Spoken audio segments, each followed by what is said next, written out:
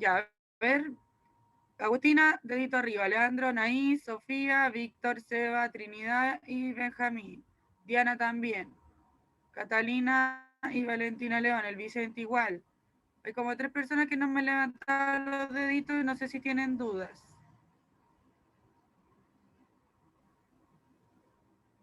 Antonio igual está claro. Bueno, entonces parece que está todo claro. En ese caso yo les dejaría este tiempo libre para que estudien. ¿Les parece? ¿Estamos de acuerdo? Así aprovecha de repasar, estudia un Profe, poquito. yo le Dígame. echaría un ojo a la Kia nomás y yo estoy listo. Ya. ¿Les parece si les echamos un ojo a la guía en conjunto así rapidito? Para no cerrar la clase tan antes. A eso voy. Echémosle un vistazo así, veloz, veloz. Oh, me equivoqué.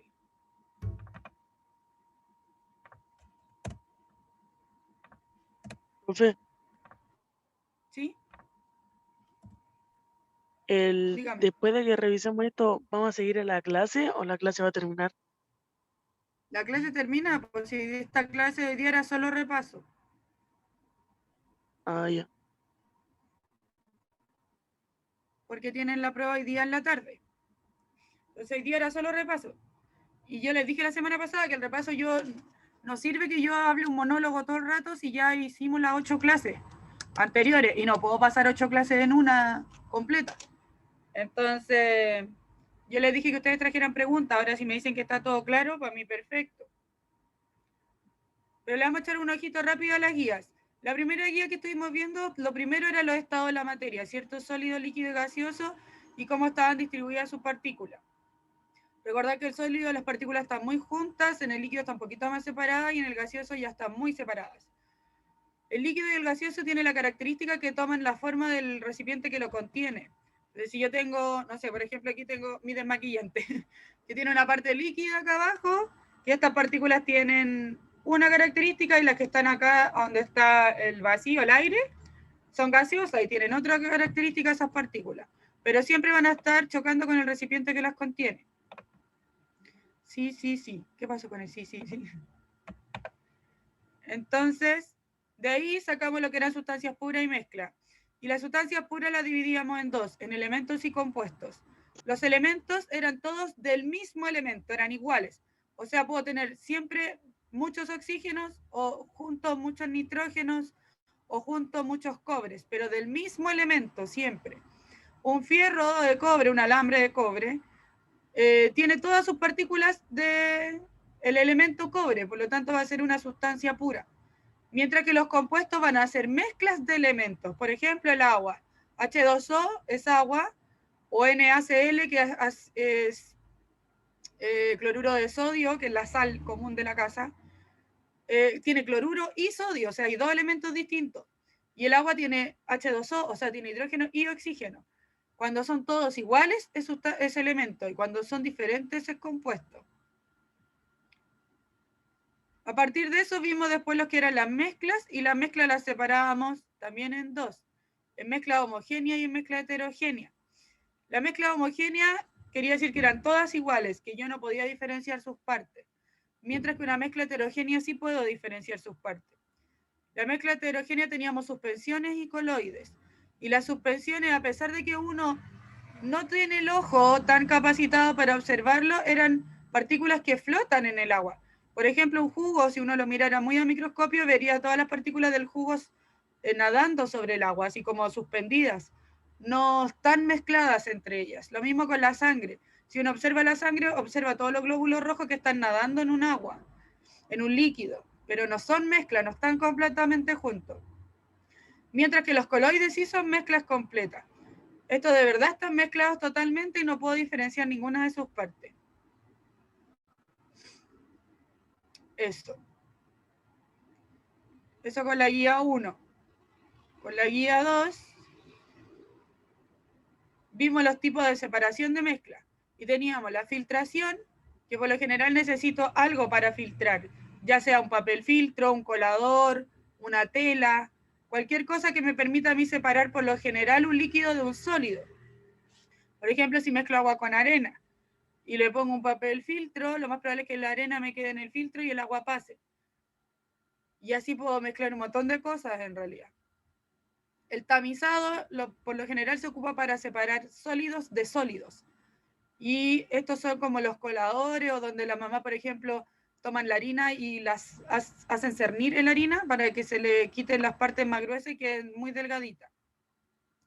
Luego venía la destilación, la decantación, perdón, y la decantación, yo tenía que esperar un rato para poder separarlo, y por lo general separo un sólido de un líquido, en donde el sólido cae y queda suspendido en el fondo del vaso y el líquido arriba. También podría separar dos líquidos, como por ejemplo, no sé, la benzina del agua, y la benzina debería caer y quedar abajo porque pesa más, y el agua quedar suspendida arriba, o el aceite del agua. Y la destilación era para separar dos líquidos que se disuelven entre ellos, por ejemplo, el agua con el alcohol. Y como lo separo, hirviendo la mezcla de agua con alcohol, y lo primero que va a salir va a ser el vapor de agua. Y después, cuando pasa por esta otra parte, el vapor de agua yo le cambio la temperatura, se la bajo, porque aquí le subí la temperatura, y hago que por esta manera salga el agua, que ahora la voy a condensar, y siga después se hierva toda el agua hasta que llegue al punto en donde quede solo el alcohol en esta parte. Y la destilación se ocupa mucho en la industria cuando se destila el petróleo. Cuando yo empiezo a hervir el petróleo, y dependiendo de la cantidad de grados que yo lo hierva, voy a sacar distintos componentes del petróleo. Puedo sacar gas, disolvente, gasolina, el queroseno, el diésel, la parafina, lubricantes de auto y el asfalto que se ocupa en las calles. Ya. También existen dentro de la materia cambios, ¿cierto? Existen los cambios físicos y los cambios químicos. Por lo general, los cambios físicos son cambios en donde no cambia la composición del elemento y puede, entre comillas, volver a su estado original. Mientras que un cambio químico, por lo general, no. Un cambio químico tiene estas características: desprender gases, formar un precipitado, ferver, cambiar de color, etc. Cambios químicos son la combustión, o sea, quemar algo, la corrosión de los metales, la descomposición de los alimentos, la fotosíntesis y la respiración celular. ¿Por qué? Porque todos estos cambios químicos hacen que los elementos cambien totalmente su composición y su forma y no puedan volver a como eran antes. Eso con la guía 2. Con la guía 3, ya habíamos pasado a la guía 3, la unidad de fuerza. La fuerza entonces son interacciones o una acción de una interacción entre dos cuerpos que generan efectos, ¿cierto? Esa interacción se da principalmente, puede ser a distancia o puede ser por contacto. Y las fuerzas tienen características que son dirección, sentido y magnitud. La dirección está relacionada con si es horizontal, vertical o diagonal, mientras que el sentido está relacionado si es hacia arriba, hacia abajo, hacia la izquierda, hacia la derecha. Y por otro lado, la magnitud se relaciona con el porte de la flecha. Si mi flecha es más grande y hay otra pequeñita, la más grande es donde se presenta mayor magnitud o intensidad. A la flecha se le llama vectores. Entonces, si yo tengo este vector yo puedo decir que es horizontal y está hacia la derecha. Acá puedo decir que este vector está en diagonal y está hacia arriba y a la derecha, porque está hacia el ladito. Y este vector es más grande, o sea, se presenta con mayor fuerza que este vector de acá abajo, que es más pequeñito. ¿En qué se mide la fuerza en Newton? Recordar que esa medida está en honor al físico y matemático Isaac Newton, que fue el primero que empezó a hablar de fuerza y al que se supone se le cayó la manzana a la cabeza y habló de la fuerza gravitacional. Las fuerzas tienen efectos, ¿cierto? Efectos permanentes, por ejemplo, al cambiar un objeto de su forma y no volver al original. Efectos momentáneos, en donde la fuerza se aplica, pero el elemento puede volver a su estado original. Efectos de la trayectoria, o sea, yo le puedo cambiar la dirección y el sentido a algún elemento, o en el movimiento, puedo acelerarlo o puedo disminuirlo. Para eso existen fuerzas que se le llaman fuerzas simultáneas. que pueden ser en la misma dirección y en el mismo sentido, o en la misma dirección, pero en distintos sentidos. Cuando es en la misma dirección y en el mismo sentido, las fuerzas se suman. Eso quiere decir que se acoplan juntas y generan más fuerza porque se suman ambas. Pero cuando las fuerzas son en la misma dirección, pero en distintos sentidos, las fuerzas se restan. Porque si estoy aplicando 20 newton y 20 newton, me va a quedar cero fuerza y yo no voy a poder mover el elemento que quiera mover, en este caso la caja. Existen fuerzas por contacto y fuerzas a distancia. Las fuerzas por contacto necesito, como dice la palabra, contactarme o tocar el objeto y aplicar la fuerza. En cambio, la de distancia se le llama fuerza magnética, que por lo general están relacionadas con un imán, ¿cierto? Yo puedo tener esa fuerza a distancia con los imanes, pero no ver cómo interactúan y no tocarlos. Y también ahí está la fuerza que ejerce la Tierra, ¿cierto? La fuerza peso o la fuerza gravitacional. Y la guía 4 estaban los tipos de fuerza, en donde habíamos empezado a hablar en fuerza peso gravitacional, que era la que me dirige hacia el centro de la Tierra y se grafica con una flecha hacia abajo, ¿cierto? ¿Cuándo va a ejercer mayor fuerza la Tierra? Cuando más masa hay. O sea, si un elemento masa más en kilogramos tiene mayor cantidad de kilogramos, la fuerza peso va a ser mayor. Teníamos la fuerza de roce, que la característica de la fuerza de roce es que se opone el movimiento. O sea, aquí como la chica, si está moviendo la caja hacia la derecha, la fuerza de roce va a ir hacia la izquierda. Se opone al movimiento porque va a generar un roce con cualquier elemento que yo intente mover. Y la superficie es importante. Si yo tengo una superficie muy lisa, quizás la caja se va a mover más fácil que si tengo una superficie porosa. Una superficie porosa, como una alfombra, por ejemplo, hace que la fuerza de roce sea mayor. Una superficie lisa hace que la fuerza de roce sea menor.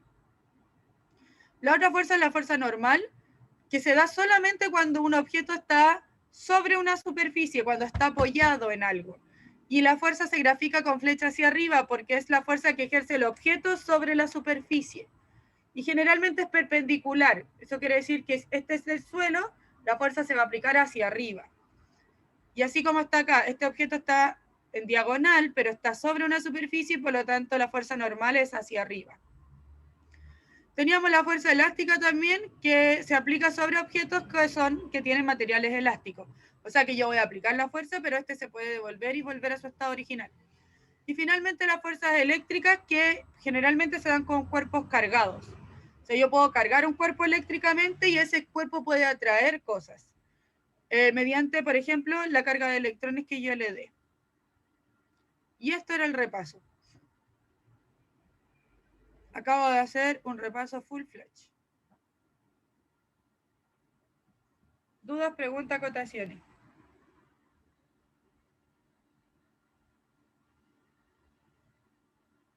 Yo nada, bro. Todo claro.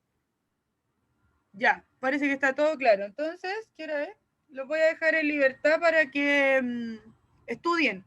Aprovechen este rato, no vayan a acostarse. ¿Eh? O bueno, si están acostados, siéntese. Profe, antes de que termine la clase, quiero preguntarle algo. Dígame. ¿Después a las 3 hay que meterse a Zoom o solamente hacer la prueba? No, solo hacen la prueba, solitos. Ah, ya. No, la prueba es asincrónica. Eso quiere decir que no vamos a estar conectados de manera virtual. Usted se mete al Classroom, pincha el link y se pone a hacer la prueba y listo. Y me la hasta qué hora va a manda estar abierta? de las 3 a las 6 de la tarde. Ya. Tiene 3 horas para hacerla. Pinche el link y ojo que cuando la termine, apriete enviar. Porque de repente responden todo y dice, ah, ya estoy listo. Apriete enviar. Si no aprieta enviar, no me va a llegar la prueba. Le va a aparecer un mensaje que dice muchas gracias. Y ese muchas gracias lo escribí yo. Entonces ya cuando le aparezca el muchas gracias, quiere decir que ya la envió. Ojo con eso. Y otra cosa, hay veces cuando uno hace la prueba en el computador y empieza a bajar, por ejemplo, con las flechas del teclado y queda marcada una pregunta, la flecha te empieza a bajar y a cambiar la alternativa. Así que tengan ojo con eso, métanse una pregunta, apretan el botón y entran y apretan al tiro la otra pregunta, no empiecen a bajar con las flechas. ¿Ya? O con el scroll del mouse, también ahí se puede cambiar la alternativa, tengan ojo con eso. Se lo digo como dato, ¿ya? Para que no les pase. Ya, los dejo en libertad entonces, vaya a estudiar Que le vaya bien a la tarde. La prueba es asincrónica, entonces usted entra solito, se mete solito. Ya le dije que tiene 25 preguntas, todas de alternativas. Y voy a decir lo siguiente, yo sé que en la casa las cosas son distintas, pero si yo estoy haciendo una prueba, intento evaluar cuánto aprendieron de las clases. Entonces yo sé que usted tiene a mano el computador, la guía, el WhatsApp del curso, se manda las preguntas. Yo tonta no soy, chiquillo, yo sé que eso pasa, porque yo no tengo, ustedes no están bajo mi control cuando están en la casa, pero se los voy a pedir encarecidamente que intenten hacerlo solo. Inténtelo. Ya si después se ve muy complicado, ya pida ayuda si eso lo va a hacer igual. Yo no puedo controlar eso.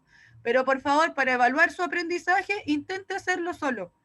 Intente saber, a ver, no le hice ni una pregunta a la profe en el repaso, porque según yo me quedó todo claro, voy a intentar hacer esto solo. Hágalo, por favor. Se los pido encarecidamente. ¿Ya? Así que eso, dejo de grabar.